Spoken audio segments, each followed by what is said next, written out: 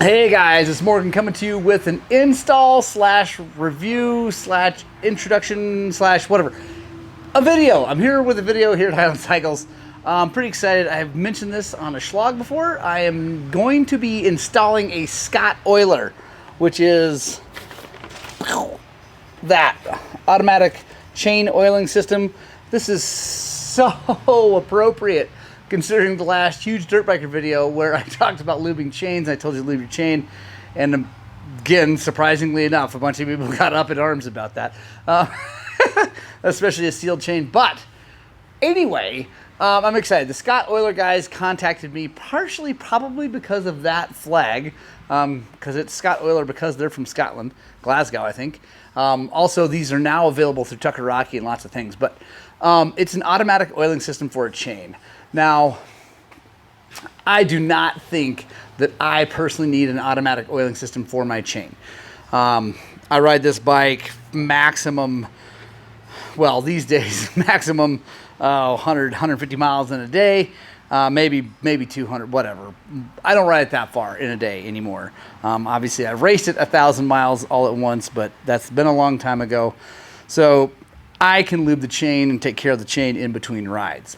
But it's a pretty cool system, especially for adventure bike guys or guys that are going on long trips, don't have the time or don't want to carry a bunch of chain lube or whatever, riding through lots of different kinds of weather, things like that. So I think it's pretty cool. We're going to install it on my XR650 because that's the only bike I have that I want to put something like this on. And we're going to figure out, we're going to learn together because, guys, it's a pretty hilarious set of instructions, although I'm finding it to be kind of fun. It's like a big puzzle. We got our little guy here. He thinks. Make sure you think. You want your oiler, this thing. You don't want it laying down. You want it up or straight up. You want this going uphill. And then you get your oiler, you put it behind you, I guess, and you look at your motorcycle. And you figure out where you want to put it. And then you mount the thing, because this is actually like, let's see if I can, there we go. That's like a mount for it. And then anyway, so they make an electronic one that runs off the battery. Well, this bike doesn't have a battery. This bike has vacuum though, because it's got a carburetor and it's an internal combustion engine, so there's vacuum involved. So we got to use a vacuum system on it. So it's pretty cool. It's all super adjustable on how much it oils and all that good stuff. So I guess let's just dive in and figure this thing out.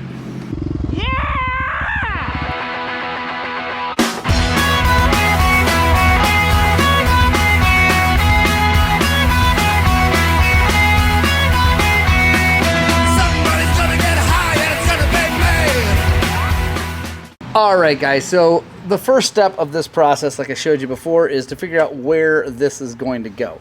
So I'm looking at the motorcycle.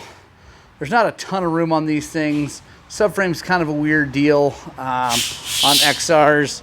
They're kind of tucked out of the way and there's a chain anyway. So, but they have this area right here. Let's come back over to the chain side, because obviously it would make sense if this thing's kind of closer to the chain, less hoses, less stuff like that. So maybe you could do something like up in here. All right, I think that actually might work best. So,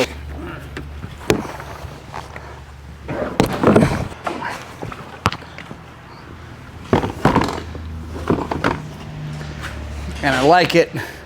It's nice and tucked out of the way. Now I just gotta, this piece of it has this rubber backing on it, and it's got these holes for zip ties. So I think what I'm gonna do is just zip tie it around the frame with some big long zip ties. Let's grab those. They send you with lots of zip ties, so I think it would be good. Okay, perfect. All right, there we go. Got her mounted. I think I can still, hopefully, yep, get that out, which is good. Put it back in. That's awesome. Now we need to run the vacuum line. So this is the vacuum line. The dispensing line is back here. We'll have to probably move, anyway, whatever. But the cool thing about the XR is it's got this bolt right here for a vacuum line. And I think that bolt is gonna have the right size of threads for one of these. So let's get that thing out and take a look. All right, there's the bolt. Match it up. Perfect. So it comes with a little washer. We'll put that back on. All right. Check that out.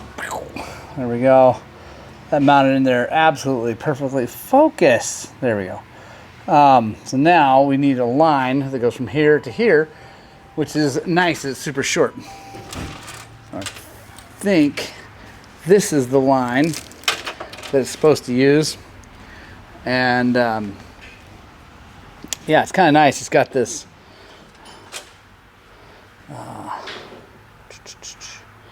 comes with this fitting that's kind of rubbery.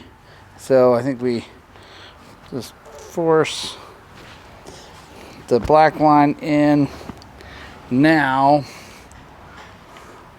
this is going to go, well, like that on there, and then the other part goes in here. So we'll just check that out. That's super clean. I like that. Really clean. Now we got to sort this out, which and it comes with this guy, and this is what holds. Let's see. So this goes like that, and it's sticky. I think this is a sticky thing. Like doing kind of one of these, which actually I could put it right up underneath here. Obviously I need to clean that, but and have it go just like that. Because I don't, if I put it anywhere in front, it's gonna hit by rocks. I mean, obviously this is already bent anyway, whatever. I beat on this motorcycle, but I think if I go there, it can like aim like that and it'll still be kind of protected by this. So let's get this cleaned off. All right, guys, we are getting her dialed. So got the mount stuck to the swing arm. Seems really good, solid. I cleaned it off. It doesn't seem like it's going to move. I think it's like anything, though, with that 3M kind of adhesive GoPro mounts or whatever. But I don't want to do anything seriously with this until, 24 hours or so. So it's supposed to just butt up against like that. It's going to just lube the chain as it comes around. Now, we need to route this where it's protected.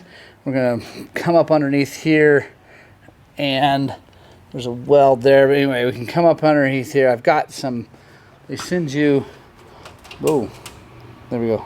Send you some of these guys, so we can clean more, hook it there. Then inside the swing arm, up through by the shock, can come up and then tie in right there. So, got some cleaning to do, get all that cleaned up. I'm probably going to use a zip tie, honestly, right here to hold it to that chain guide mount, because that will hold that nice and tight, keep it inboard, protected from rocks and things hitting it here. Might do the same here, and then we'll do one clippy mount here, and then I think I'm going to do more zip ties to get it up and through there. All right, I think I have it all done. So check it out. Got it here.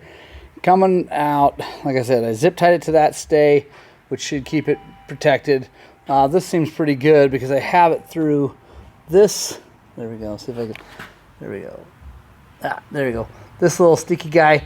Now I made sure I routed it inboard and quickly right there so that it doesn't come down underneath here, because obviously the chain would hit it. So I think it's protected from the chain there.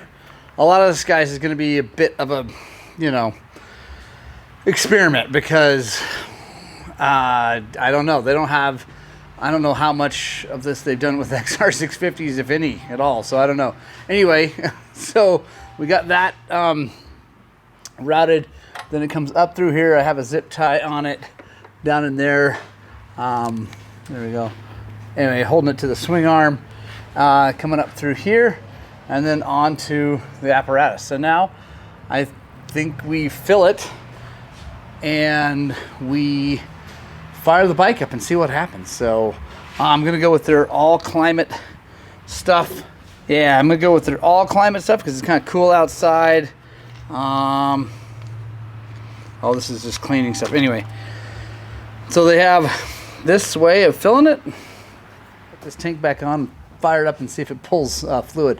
It says, so another thing to mention real fast, it's got this dial. You can choose how much it's oiling. This is on prime this way, so I'm gonna run it like that. Actually, I'm gonna see if it'll prime without that, like, because I don't want it to do much. I don't want to push too much chain lube onto that, so I'm gonna put it at the minimum. Let's just set the tank on there and see if it'll fire up and draw oil.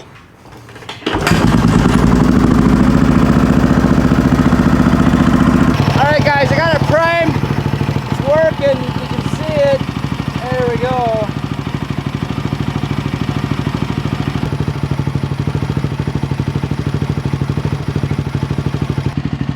Is honestly that it's just gonna barely trickle out at that, which is what you want. You don't want to empty that thing like instantly. I think it's probably working like it's supposed to. Let's turn it up just a little bit. There we go. We gotta turn it up. And still, my guess is that would be too fast for most things. Like, you don't want it to, like I said, drain that whole thing in a super short amount of time. I think it's just supposed to barely trickle out there. So that's pretty cool, guys. I think it's gonna work.